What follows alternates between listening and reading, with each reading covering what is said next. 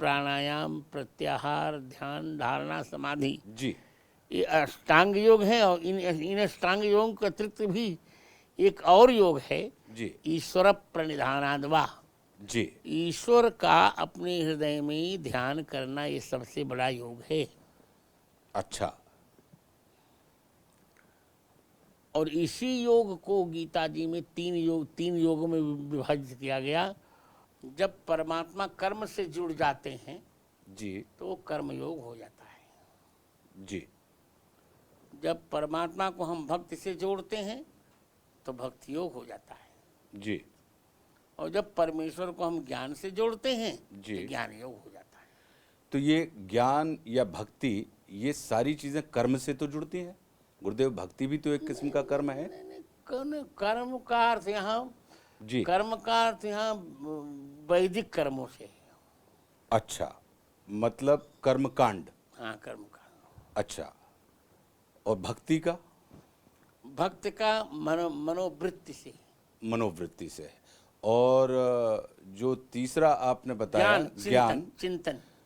तो भक्ति और ज्ञान में चूंकि ये दोनों ही मनोवृत्ति के ऊपर आधारित होते हैं तो बड़ा बारीक अंतर होगा थोड़ा सा। तो वो क्या है? एक में मस्तिष्क प्रधान है, एक में हृदय। आहा, अद्भुत। तो मतलब ज्ञान में मस्तिष्क प्रधान हो जाता है और भक्ति में कि जब, अब ये जो मस्तिष्क और हृदय के बीच में अक्सर विभेद हम लोग सुनते आते हैं और अक्सर आम बोलचाल की भाषा में हम लोग कह देते हैं कि बुद्धि और मन या चित्त और अहंकार, तो और इसके बीच में हमें अंतर पता नहीं होता। नाम तो पता होते हैं लेकिन अंतर पता नहीं होने के कारण हमारी अवस्था इन चारों चीज़ों में एक जैसी रहती है। तो वो अंतर कैसे पता करें? अंतर तो शास्त्रों ने व्याख्या में कर दिया है। अब शास्त्र तो सब पढ़ नहीं पाते। जब हम किसी वस्तु का मनन करते हैं जी तब मनोवृत्ति होती है। जी जब हम जानने का प्रयास करते हैं तब बुद्धि वृत्ति होती है। जी जब मान लेते हैं तो अहम वृत्ति होती है। जी। और जब चिंतन करते हैं तो चित्त वृत्ति होती है। वाह, बहुत अद्भुत। अब इसमें एक झंझट ये खड़ी हो जाती है कि ये कहा जाता है कि सत्य जो होता है, एक तो सत्य हो गया कि शाश्वत सत्य की श्रेणी में आता है, और एक सत्य ऐसा होता है कि हर व्यक्ति का अपना सत्य होता है। तो फिर इस विभ्रम की स्थिति में हम किसको सत्य मानें? शाश्वत को सत्य मानेंगे। लेकिन वो शाश्वत सत्य तो उन्होंने कहा कि लाभ हानि जीवन मरण वाली बात हो गई। लेकिन जो हर व्यक्ति का, ऐसा नहीं कहा जी, ऐसा नहीं कहा जी सत्य एव सत्यम। जी, सत्य जिसका कभी नाश न हो उसी को सत्य कहते हैं। अद्भुत। जी। और शाश्वत का अर्थ जिसका कभी नाश न हो। जी। और फिर असत्य किसको कहेंगे? उससे विपरीत जिसका नाश होता रहे। और फिर मिथ्या, जो अपने संतों ने कहा है कि ब्रह्मम सत्यम जगत मिथ्या, उन्होंने असत्य नहीं कहा। नहीं, असत्य कहा। जी। असत्य, मिथ्या शब्द असत्य का पर्यायवाची है। अच्छा। और ब्रह्मम सत्यम है, ब्रह्म सत्यम जगन मिथ्या। अब इसमें एक चीज़ और बड़ी हम लोगों के सामने खड़ी हो जाती है। आम बोलचाल की भाषा में हम लोग अक्सर ये कर देते हैं। उन्होंने कहा कि नहीं, हमारा गुरुजी के प्रति विश्वास है। उन्होंने कहा नहीं, गुरुजी के प्रति श्रद्धा है। किसी ने कहा नहीं, गुरुजी के प्रति आस्था है। और हम अक्सर इनको पर्यायवाची मान लेते हैं। देखिए, विश्वास जहाँ तर्क के बाद स्थिरता आती है वो विश्वास होता है, और जहाँ तर्क बिना किए ही मन रम जाता है वो श्रद्धा होती है। क्या बात है, अद्भुत। और वही जब टिकाऊ हो जाती तो आस्था हो जाती है। अब देखिए, आपने जितनी सरलता से इन तीनों चीज़ों के अंतर को स्पष्ट कर दिया, और हम लोग अभी तक क्या समझते थे कि ये तीनों कहीं ना कहीं एक दूसरे के पर्यायवाची हैं। तो विश्वास मतलब तर्क से जिस चीज़ के प्रति हमारा समर्पण पैदा हो उसको विश्वास कहेंगे। श्रद्धा मतलब जिसमें तर्क ना हो उसको हम श्रद्धा कहेंगे, और विश्वास उत्पन्न हो जाए। और जब हमारा समर्पण बिल्कुल दृढ़ हो जाए, स्थायी हो जाए, तो वह आस्था की श्रेणी में आ जाता है। गुरुदेव, एक जिज्ञासा और है कि धर्म का अर्थ क्या है और अर्थ का धर्म क्या है। पहली बात तो जो करना चाहिए वही धर्म है, जी। और अन्य व्याख्याओं के पचड़े मत पड़िए। अच्छा। धर्म की तो बहुत बहुत व्याख्याएं ऋषियों ने की हैं। जी। अब नोदना लक्षणोर्थो धर्म भी कहा मीमांसाकार ने, ये तो भुदय निश्रेष्ठि सधर्म का न्यायकार ने। पर अपने लगभग 72 वर्ष के आध्यात्मिक अनुभव के आधार पर मैं कह सकता हूँ जी। कि जो करना चाहिए वही धर्म है, जी। और जो नहीं करना चाहिए वो अधर्म है। जी। जहाँ शुड लग जाए, जी, शुड, वो धर्म है, जी, और जहाँ शुड के बाद नाट लग जाए वो अधर्म है। Should not. जी। जी। और अर्थ का धर्म? अर्थ का धर्म ही कुछ नहीं होता। अच्छा। अर्थ का धर्म क्या होगा? तो अर्थ व्यर्थ है। वो तो अनर्थ है। नहीं तो उसी व्यर्थ के चक्कर में तो आज की तारीख में पूरा अनर्थ हो रहा है, क्योंकि पूरा जगत जो है उसी अर्थ की प्राप्ति की ओर भाग रहा है। Let them die, let them die, जी। लेट देम ड्राई, जी। लेट देम क्राई, बट जी। Let us fly. वाह। अक्सर एक चीज और होती है, हम लोग चेष्टा करते हैं कि हम अपनी धार्मिक मान्यताओं को पुष्ट रखने के लिए अक्सर उसको विज्ञान की कसौटी पे कसने का प्रयास करते हैं और उसको विज्ञान सम्मत बनाते हैं, जबकि धर्म विज्ञान से कहीं बहुत ऊंचे स्थान पर अवस्थित है। धर्म का संबंध आस्था से जुड़ा हुआ है। जी। अब विज्ञान का आस्था से कोई लेना देना नहीं। लेकिन आजकल ये प्रचलन में अक्सर देखा जा रहा है कि लोग उसको वैज्ञानिक तरीके से कहीं ना कहीं पुष्ट करके धर्म के प्रति अपनी वैधता घोषित करने का प्रयास करते हैं कि देखिए विज्ञान भी यह कह रहा है। ये तो उनका पक्ष अलग होगा। जी। पर मैं जो चर्चा कर रहा हूँ, जी। अब माता पिता की सेवा करना है हमारा धर्म है। जी। अभी क्या वैज्ञानिक, इसमें कौन सी विज्ञान की कसौटी पर कसेंगे बताओ? नहीं, अक्सर ये होता है कि उन्होंने कहा कि हमारे ऋषियों ने कह दिया कि पृथ्वी तब भी गोल थी, इस टाइप का जो हम कहते हैं कि नासा ने, देखिए नासा ने ये रिपोर्ट भेजी है जो हमारे शास्त्रों में लिखा हुआ है। ये तो केवल आनंद के लिए कहते हैं। अच्छा, आनंद के लिए। धर्म का संबंध हमारे जी। आस्था से है। जी। यही बात मैंने कोर्ट में कही थी। अच्छा। उन्होंने कहा कि राम जन्मभूमि को आप वैज्ञानिक, मैंने कहा देखिए यहाँ विज्ञान कुछ काम नहीं, आस्था यहाँ काम करेगी। जी। करोड़ों वर्षों से हिंदुओं की आस्था है कि यहीं पर राम जी का जन्म हुआ था, इसलिए यह प्रमाण है। जी। मैंने उन लोगों से कहा था कि तुम कहते हो ना कि अमुक स्थान पर मोहम्मद साहब का बाल रखा हुआ है, जी। क्या इसमें क्या विज्ञान तुम्हारा है बताओ? कैसे माना जाए कि मोहम्मद साहब की दाढ़ी का ही बाल हो सकता है और किसी का बाल वहाँ रख दिया गया हो, तो क्या करोगे? जी। तो वहाँ केवल मान लेना पड़ता है। जी। मतलब तर्क की कसौटी पे आस्था नहीं कसी जाती, आस्था का अपना विज्ञान होता है, यानी धर्म का अपना विज्ञान होता है और विज्ञान का अपना धर्म होता है। तो जो हमारे संतों ने कहा है वो शायद धर्म और विज्ञान के बीच में जो संगति हुई है उसका सिर्फ एक ही कारण है कि आप धर्म के विज्ञान को समझिए और विज्ञान के धर्म को समझिए। ये यही कहना चाह रहे थे। जी। आज ऐसा हम लोग कहते हैं कि भगवान परमात्मा की कथा हमारी व्यथा को समाप्त करने का काम करती है, लेकिन आज की तारीख में हम देख रहे हैं कि धर्म जो जितना सरल है उसको धारण करने मात्र से उतने ही हम जटिल होते जा रहे हैं और हमारी व्यथाओं में वृद्धि होती जा रही है। समस्या इस बात की है कि हम शास्त्रीय सिद्धांतों को समझ ही नहीं पा रहे हैं,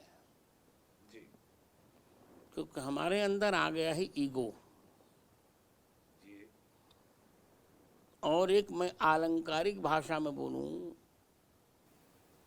तो ईगो के साथ जुड़ते हैं गोविंद। भगवान जी। ईगो को देखकर गोविंद कह देते हैं तू अपना ईगो संभाल, आई गो, मैं जाता हूँ जो। ओके, बहुत अच्छी बात कही आपने। जी। ईगो को देखकर भगवान तुरंत आई गो कह देते हैं। अच्छा। तो ज्यो ज्यो हमारा ईगो कम होगा जी। त्यों त्यों गोविंद हमारे निकट आएंगे जी। और हमारी समस्याओं का समाधान होता जाएगा। जी। लेकिन ये जिन प्रतिष्ठित लोगों से, या ये कहें कि जिन पहुंचे हुए लोगों से हमको ईगो समाप्ति की दिशा में निर्देश मिलने चाहिए और इसी कारण हम उनके श्री चरणों में विराजते हैं, वो फिर इसका समापन का सूत्र हमको क्यों नहीं दे पा रहे आम जनता स्वयं को? उनके पास ईगो है इसलिए। तो वो क्यों हो रहा है जब वो धर्म के प्रतिमान है, धर्म को धारण किए हुए हैं? कौन से जिसके पास ईगो है वो धर्म को धारण ही नहीं कर सकता। एक जंगल में आप जानते हैं, एक कहावत है कि एक जंगल में दो शेर नहीं रहा करते, एक ही शेर रहा करता है। जी। या तो हृदय में ईगो रह ले या तो गोविंद रह ले। जी। लेकिन अब हम लोग तो आम लोग हैं, अब तो दोनों तो नहीं रह सकते। तो हम आम लोग उसी निर्देश को कि हम अपने अंदर के ईगो को समाप्त करवाने के लिए उन श्री चरणों का आश्रय ग्रहण करते हैं जिनके जो गोविंद से निकट हो, जो गोविंद से निकट हों, और गोविंद की चर्चा करने वाले को हम गोविंद के निकट मान लेते हैं। तो चर्चा गोविंद की कर कहाँ कौन रहा है? अब गोविंद के नाम पे तो चर्चा हो रही है नहीं। गुरुदेव। यदि गोविंद की चर्चा कोई करने लग जाएगा ना जी। तो ईगो रहेगा ही नहीं। जी, क्योंकि ये आज की तारीख में बड़ा संकट खड़ा हो रहा नहीं, है। मैं कहने जा रहा हूँ, संकट कोई संकट नहीं है। जी। मैं आपको परिभाषा बता रहा हूँ। जी। यदि गोविंद की चर्चा कोई करने ही लग जाएगा तो ईगो रहेगा नहीं। जी। तब क्या होगा ईगो? जी। तब तो बस चकाचक मस्त रहो मस्ती में, आग लगे बस्ती में। जी। गुरुदेव, हमारे बुजुर्गों ने, पूर्व के ऋषि मुनियों ने समाज को व्यवस्थित रूप से संचालित करने के लिए एक वर्णाश्रम व्यवस्था हम लोगों के सामने स्पष्ट की कि ब्रह्मचर्य आश्रम हो गया, उसके बाद इस अवस्था के बाद आप गृहस्थ आश्रम में प्रवेश कीजिए, फिर उसके बाद आप संन्यास आश्रम की तरफ जाएं, वानप्रस्थ की तरफ जाएं। ये जो व्यवस्था है आज के दौर में हम ऐसा क्या करें, क्योंकि समय काल परिस्थिति सब बदल गई है, कि ये सिर्फ हमारे चिंतन या विचार का ही विषय नहीं, आचरण में हम इसको ढाल सकें। वर्ण और आश्रम ये हमने नहीं बनाए। जी। चातुर्वर्ण्यम मया सृष्टम जी। गुण कर्म विभागशः। गुण और कर्म के विभाग के अनुसार भगवान ने ही वर्णाश्रम की व्यवस्था की। इससे पोस्टें होती हैं नहीं, जी। IAS होता है, PCS होता है, RSS होता है। जी।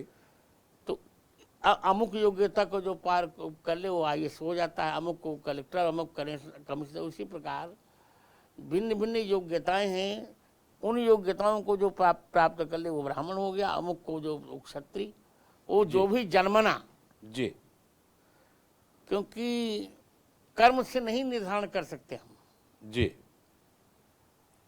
जन्मना ही निर्धारण किया जा सकता है।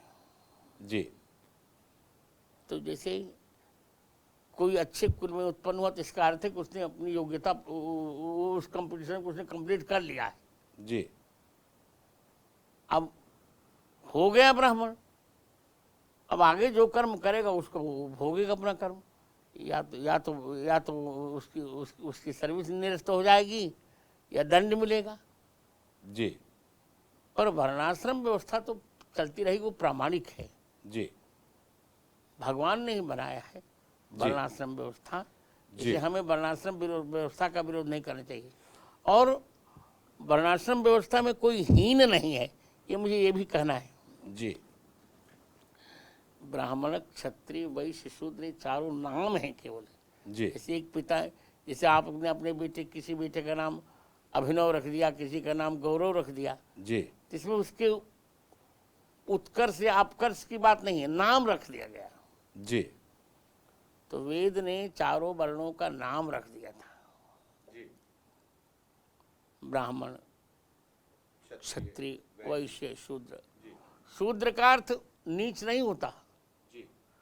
शोभनो द्रव सु परमात्मा द्रवति यस्मिन्, जिस पर परमात्मा बहुत जल्दी प्रसन्न हो जाते हैं उसे शूद्र कहते हैं। अच्छा, और वो इसलिए उनके हिस्से में सेवा आई क्योंकि परमात्मा प्रसन्न उस पर बहुत जल्दी होते हैं जो संपूर्ण समाज की सेवा करते हैं। समाज की सेवा करने के लिए क्या, राष्ट्र की सेवा करने के लिए कहा जी कि राष्ट्र की सेवा करो। जी। अब जीवन भर थोड़े वो ब्राह्मण का चप्पल उठाता रहेगा। जी नहीं। जी। अब इसमें गुरुजी जैसे ब्रह्मचर्य हमसे कहा गया कि हमको ब्रह्मचर्य धारण करना चाहिए अपने चरित्र के निर्माण के लिए। हाँ, फिर उन्होंने कहा कि गृहस्थ आश्रम में एक आयु के बाद आप प्रवेश करें। फिर कहा गया कि नहीं भाई, एक आयु के बाद आप वानप्रस्थ ही हो जाएं। फिर अपने चरित्र का निर्माण करने के लिए आप फिर संन्यास की अवस्था को धारण करें। तो वर्तमान युग में रहते हुए हम इन तमाम दिशा निर्देशों का पालन कैसे कर सकते हैं? कर सकते हैं। और एक व्यवस्था और भी है जी। ये तो सामान्य व्यक्ति के लिए व्यवस्था हुई कि पहले वो ब्रह्मचर्य का पालन करे, फिर गृहस्थ का पालन करे, फिर वानप्रस्थ का, फिर संन्यास का। जी। और एक श्रुति और यदहरेव निर्विद्येत तदहर, यदहरेव विरजेत तदहरेव निर्विद्येत। जिस समय व्यक्ति को वैराग्य हो जाए उसी समय वो संन्यास ले सकता है। तो इसमें आयु का संबंध नहीं है, ये अवस्था की स्थिति है। अब जैसे मान लीजिए हमने रामचंद्र दास को विरक्त वेश दे दिया जी। अब इनको विरक्त वेश, गृहस्थाश्रम पहले इनको विरक्त वेश दे दिया तो जी। हम जान गए जी। कि ये व्यक्ति अब निर्वीण हो चुका, अब संन्यास को संभाल सकता है। जी। शंकराचार्य ने 8 वर्ष में संन्यास ले लिया था। जी। जो जितनी जल्दी ले सके। जी। हमारी अवधि की कहावत है, टूटे ही घोड़ी सांझे पलान ले चाहिए। जी। जब घोड़ी कमजोर हो तो शाम को ही उसकी यात्रा शुरू कर देनी चाहिए। अब शरीर का क्या भरोसा, जितना जल्दी हो सके उतना भगवान का भजन जल्दी करना चाहिए। जी। तो मतलब ये चारों अवस्थाएं साथ में रह सकती हैं और हमारा चरित्र का निर्माण हो सकता है। मैंने बार बार कहा है जी। लोग ब्रह्मचर्य का गलत अर्थ लेने लगे हैं। जी। अविवाहित व्यक्ति भी ब्रह्मचर्य का पालन नहीं करता, विवाहित व्यक्ति भी ब्रह्मचर्य का पालन करता है। गृहस्थ को सबसे बड़ा उपाय शास्त्रकार ने बताया कि अपनी पत्नी से जितना चाहे उतना प्रेम कर सकता है, पर पराई नारी के केवल चरण तक उसकी दृष्टि जानी चाहिए। यदि पराई नारी के मुख पर उसकी दृष्टि चली गई उसी दिन सारे पुण्य उसके समाप्त हो जाएंगे और न उसको गुरु बचा सकेंगे न गोविंद बचा सकेंगे। ना गुरु बचा सकेंगे और ना ईश्वर बचा सकेंगे। नहीं, कोई नहीं बचा सकेगा। जी। इसलिए हमें पहले गृहस्थ को कुछ नहीं करने की आवश्यकता है। कोई जप नहीं, कोई तप नहीं, कोई, ये सब तो हमारे लिए छोड़ दीजिए। जी। हम तो कर रहे हैं गृहस्थों के लिए। जी। गृहस्थ का एक ही जप है, एक ही तप है, एक ही संयम है, एक ही योग है, एक ही ज्ञान है, एक ही ध्यान है कि केवल अपनी पत्नी के प्रति उसकी भोग्य दृष्टि हो और सर्वत्र योग्य दृष्टि हो। वाह।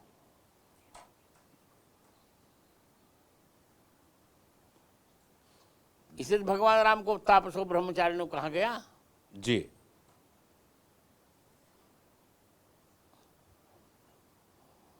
और आपको यह जानकर अच्छा लगेगा जी। महाभारत में कथा आती कि जब बब्रुवाहन का सिर अर्जुन ने काट दिया, जो कि अर्जुन का ही पुत्र था, अर्जुन को पता नहीं था। जी। और चित्रांगदा ने कहा कि इसको जिला दिया जाए। जी। तो भगवान कृष्ण ने कहा कि रामावतार में सीता जी के अतिरिक्त किसी नारी का मैंने चिंतन नहीं किया, तो मेरे उसी पुण्य से बब्रवाहन जीवित हो जाए, और वही हो गया। वाह, अद्भुत। गुरुजी, एक और हम लोगों के आज की तारीख में नए बच्चों के सामने ये खड़ा होता है कि वो अक्सर कह देते हैं कि no, I am not religious but I am spiritual. नहीं, गलत है। वो क्या अंतर है? गलत है। रिलीजियस और स्पिरिचुअल दोनों पर्यायवाची ही हैं। जो स्पिरिचुअल होगा वही रिलीजियस हो सकता है। थोड़ा सा इसके ऊपर हल्का सा प्रकाश डालेंगे देखिए, सरलता के लिए? रिलीजियस का अर्थ होता है धार्मिक जी स्पिरिचुअल का अर्थ होता है आध्यात्मिक। जी, तो धर्म ही तो अध्यात्म है। थोड़ा सा अगर इसकी व्याख्या कर देंगे आप मैं हल्का सा। अध्यात्म का अर्थ है जहाँ आत्मा का चिंतन हो, जी। और धर्म का अर्थ है उसी चिंतन को जो जहाँ धारण किया जाए। कि मतलब जो विचार है उसको आचार में परिवर्तित कर दें। प्रवृत्ति, हमारा आचार में प्रवृत्ति कर लो जी। तो जहाँ पे आचार और विचार के बीच में एक रूपता आ जाती है तो वो धर्म और आध्यात्म का सुखद योग हो जाता है। बिल्कुल हो जाता है।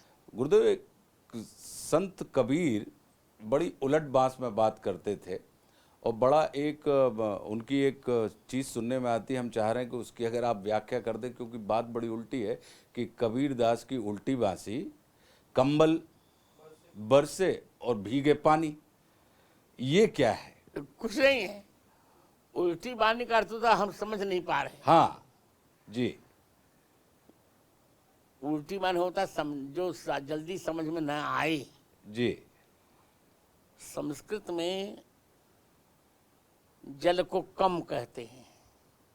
जल को कम कहते हैं? कम कहते हैं। अच्छा। इसे नव कंज लोचन कंज मुख कर कंज पद कंजारुणम कहा गया ना जी।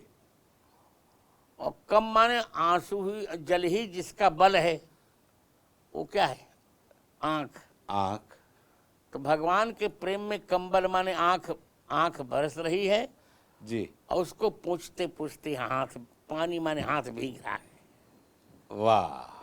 तो मतलब कबीर दास की उल्टी बांसी, उल्टी बानी बरसे कंबल और भीगे पानी। एक चीज और आती है गुरुदेव कि कहा जाता है कि बिनु हरि कृपा मिले ही नहीं संता, और दूसरी तरफ ये बात आती है कि गुरु गोविंद दो खड़े, कि मतलब परमात्मा की जब तक कृपा ना हो तब तक संत का आश्रय हमें नहीं मिलता। और दूसरी तरफ ये कहा जाता है कि संत के अगर आप आश्रय में नहीं, आपने वो विषय अलग हो गया दोनों का। जी। संत तो हरि की कृपा से मिलते हैं जी। पर हमारे सामने दोनों खड़े हैं, गुरुदेव खड़े हों जी और गुरु खड़े हों जी। या वो संत की परवन। अब किसको प्रणाम किया जाए? जी। तो पहले गुरु को प्रणाम करना चाहिए, क्योंकि गुरु की कृपा से ही गोविंद के दर्शन हो पाते हैं। वाह। लेकिन अगर हरि कृपा हमारे ऊपर नहीं है तो हमें संत का आश्रय नहीं मिलेगा। नहीं मिलेगा। मैं बार बार कह रहा हूँ, विषय ही आपने अलग अलग कर दिया ना। दोनों चैप्टर अलग अलग हैं। नहीं, मैं अभी अब पहले ही चैप्टर पे आ रहा हूं। तो हरि की कृपा अगर हमारे ऊपर है तो सामान्य संत मिल जाएंगे। और हाँ, इसी विषय पे मैं आ रहा हूं। और गुरु जो होता है ना जी, उसकी विलक्षणता तो बहुत विचित्र है। थोड़ा सा उसके ऊपर प्रकाश डाल देंगे? गुरु अहेतुक वो हरि की कृपा की भी अपेक्षा नहीं करता। गुरु कोई अपेक्षा नहीं करता जी। हरि उसकी अपेक्षा करे। तुमते अधिक गुरु है जी जानी। गुरु से हरि से अधिक बड़ा होता है जी। पर गुरु हरि नहीं होता। आजकल गुरु हरि कहने लगे हैं, ये गलत है। अच्छा। नहीं, आज की तारीख में तो प्रचलन ये हो रहा है कि शिष्य जो है वो अपने गुरु का परिचय बन जाता है। वो खुद ही मतलब चेला जो है वो गुरुजी से ज्यादा। ठीक, ऐसा कभी हो ही नहीं सकता। जी। गुरु ही रहेगा, चेला ही रहेगा। नहीं, कलयुग के लौकिक दृष्टिकोण के हिसाब से जिसके कारण हम लोगों को असुविधा होती है और जिसके कारण हमारी व्यथा में वृद्धि होती है, व्यथा समाप्त नहीं होती, तो इसका क्या कारण है? क्या हम धर्म के मर्म को समझ नहीं पा रहे हम समझ नहीं पा रहे या समझा नहीं पा रहे नहीं, जिनसे? हम समझ नहीं पा रहे हैं जी। और समझा भी नहीं पा रहे हैं। तो फिर कैसे मार्ग निकलेगा गुरुदेव? बस भगवान निकाले, गुरुदेव निकालेंगे, गुरुदेव के चरण को पकड़े रहिए, निकल जाएगा। भरोसो दृढ़ इन चरणन केरो, श्री वल्लभ नख चंद्र छटा बिनु, सब जग माहे अंधेरो। नहीं, आपका बहुत बहुत धन्यवाद गुरुदेव। बस ऐसी कृपा आप हम सब पे बनाए रखें, क्योंकि बहुत से सामान्य से प्रश्न थे जो आम जनता में प्रचलित होते रहते हैं, जिसके कारण हमारे अंदर भ्रम पैदा होता है। तो आज आपका हृदय से धन्यवाद कि आपने कुछ हमारे भ्रमों का निवारण किया। ऐसी कृपा बस बनाए रखें। नहीं, अब मैं तो चूँकि एक संप्रदाय का जगत गुरु हूँ, मैंने कहा है कि तीन कैटेगरीज हैं, जी। 3 श्रेणियाँ